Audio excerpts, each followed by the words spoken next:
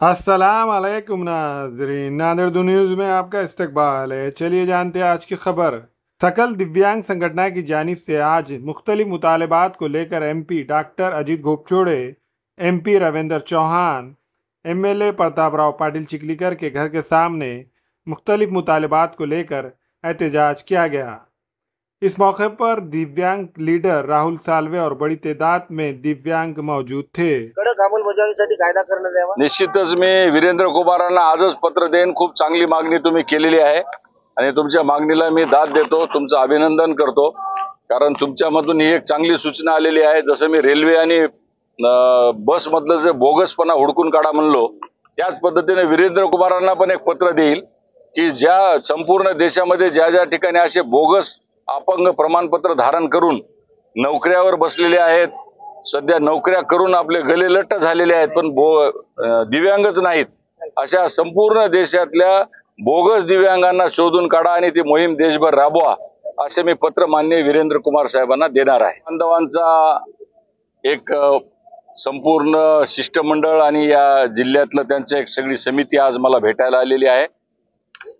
खरं तर दिव्यांग बांधवांचं मी मनापासून आभार व्यक्त करेल, कारण या बांधवांना खरं तर कोणीही त्यांना स्वतःचं वारस समजतच नाही। तर याच्यामुळे यांचा सगळा जो आक्रोश आहे तो मी जसा जसा राज्यसभा खासदार झालो त्याला 1 वर्ष आता पूर्ण होईल।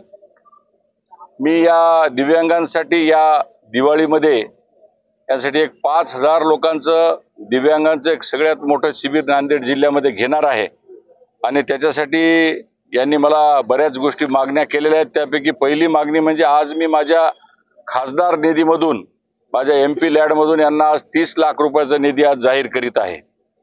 दुसरी गोष्ट, या जो शिबिर जे अपंगांचं घेण्यात येते याच्या बाबतीतल्या तक्रारी आहेत त्या संबंधित कंपनीला देखील आम्ही सांगू की ते त्यांचा जो दर्जा आहे तो अतिशय उत्कृष्ट अशा पद्धतीचा झाला पाहिजे। यांना त्या ज्या स्कूटी मिळतात त्या बॅटरीच्या न मिळता त्यांना इलेक्ट्रिकलच्या मिळाव्यात अशी त्यांची सगळ्यात महत्वाची मागणी आहे।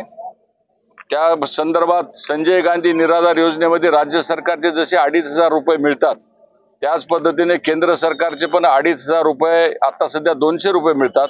तर केंद्र सरकारमध्ये मी माननीय वीरेंद्र कुमारजी समाज कल्याण यांना विनंती करून यांना ते 200 ची रक्कम 2500 वर करण्याच्या संदर्भात त्यांना विनंती करणार आहे।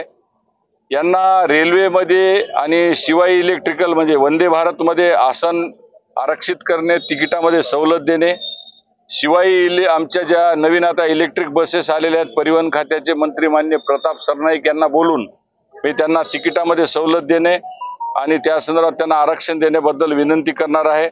निम आराम बसेसमध्ये पण त्यांना तिकिटात सवलत नाहीये आणि त्यांना राखीव जागा पण उपलब्ध नाहीये। त्या संदर्भात माननीय प्रताप सरनाईकांना मी आजच एक पत्र देणार आहे। वंदे भारतच्या संदर्भात मी अश्विनी वैष्णव आमचे जे मंत्री आहेत रेल्वेचे त्यांना पण एक पत्र देऊन, नुसतं पत्र देणार नाही तर मी काम करून घेणारा खासदार आहे, त्यामुळे मी नुसतं बोलत नाही तर करून दाखवतो।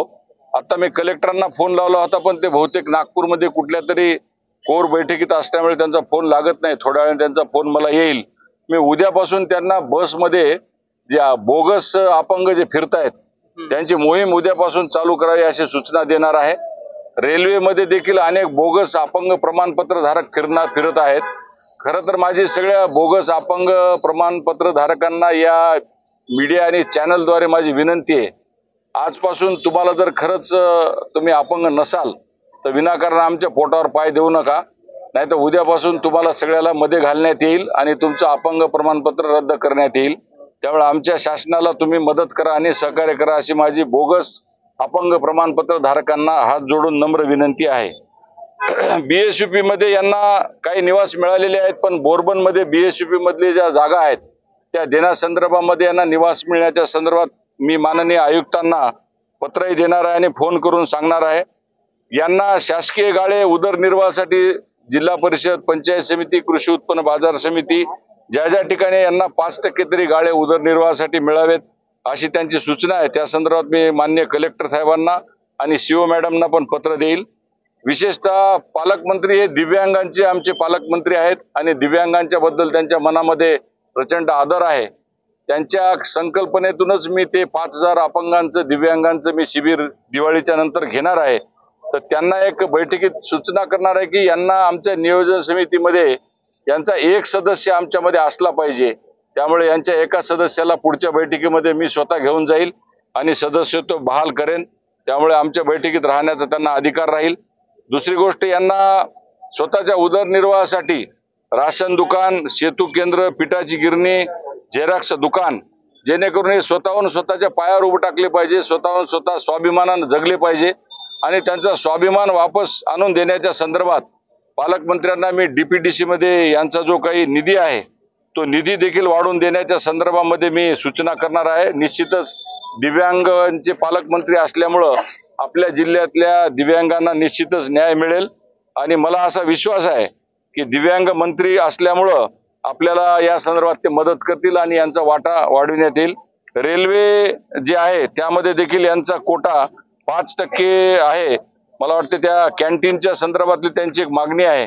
तर कॅन्टीन जे आहेत त्या 5% ते अधिकृतच आहे. तर त्यामुळे कॅन्टीन किमान 5% तरी मिळावा.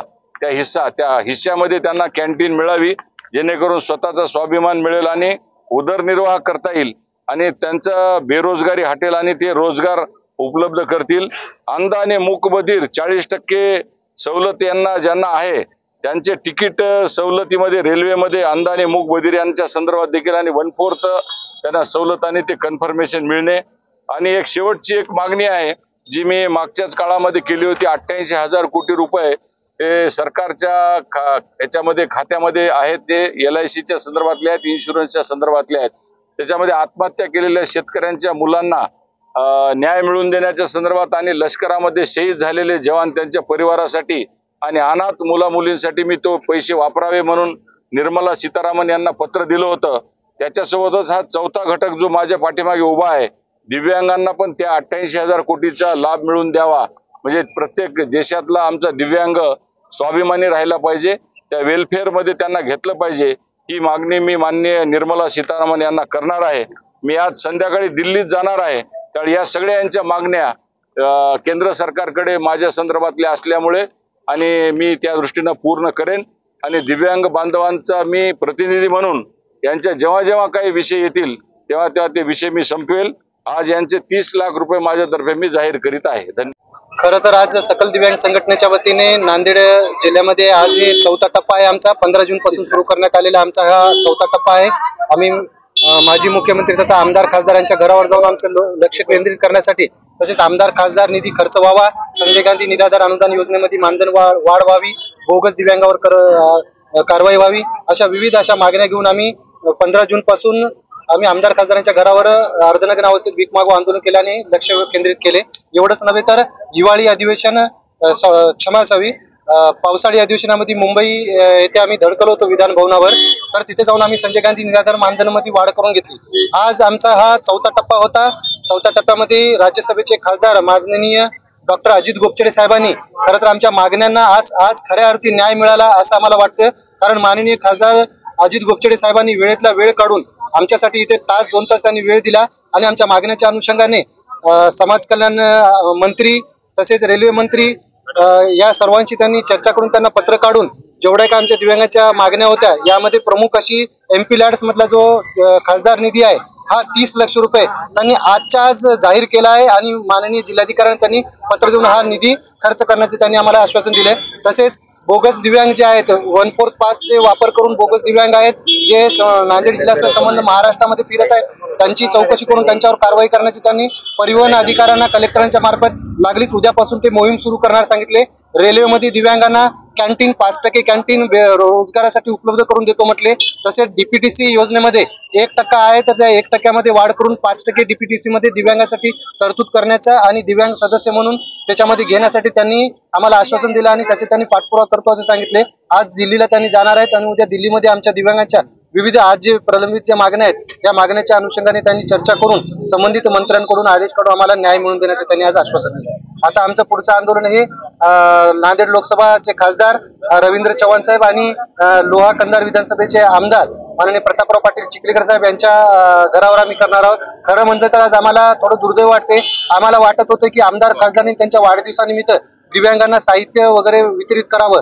परंतु कालचं एक दुर्दैवी आम्हाला दृश्य असं दिसलं की राष्ट्रवादी काँग्रेस अजित पवार गटाचे मंत्री त्यांच्या पत्नीचं निधन झालं आहे. एकीकडे दुखोटा होता, परंतु लोहा कंधार विधानसभेचे आमदार जे आहेत प्रतापराव पाटील चिखलेकर साहेब त्यांचा वाढदिवस मोठ्या थाटामाटात उत्साहात साजरा झाला. नांदेड दक्षिण विधानसभा मतदारसंघाचे आमदार आनंद पाटील तिडके बोंडारकर यांनी सुद्धा मोठ्या उत्साहात आपला वाढदिवस साजरा केला. आम्हाला वाटलं होतं यांनी वाढदिवसावर व्यर्थ खर्च न करता आम्हाला दिव्यांगांना व्यवसायपूर्वक असे साहित्य द्यावं. परंतु कालचं जे असे चित्र बघितलं की एका राजकीय लोकांच्या निधनाच्या नंतर जर यांनी जर असे जर वाढदिवस साजरे करत असतील, जल्लोष करत असतील तर आम्हाला हे दुर्दैव वाटलं. म्हणून आम्ही आज त्यांच्या घरावरच आम्ही आंदोलन मोर्चे काढले.